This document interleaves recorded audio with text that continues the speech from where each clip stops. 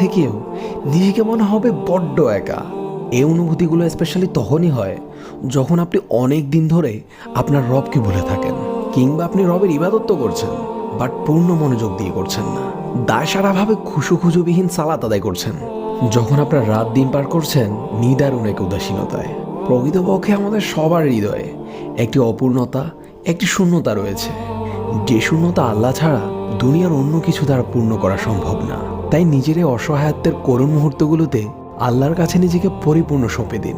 যেভাবে সম্ভব নীরবে, ফুপিয়ে অথবা হাউমাউ করে আল্লাহর দরবারে ইচ্ছে মতো কাঁদুন।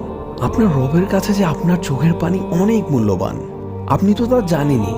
আল্লাহ তার পাপিষ্ঠ বান্দাদের শাস্তি দেওয়ার জন্য জাহান্নাম সৃষ্টি করেছেন, আর এই জাহান্নামে রয়েছে ভয়ঙ্কর আগুন যা বান্দার কলিজা পর্যন্ত ভেদ করে ফেলবে। আর এই আগুনকেই দুনিয়ার সাগর, উপসাগর, মহাসাগর সব কিছু দিয়ে নিভানো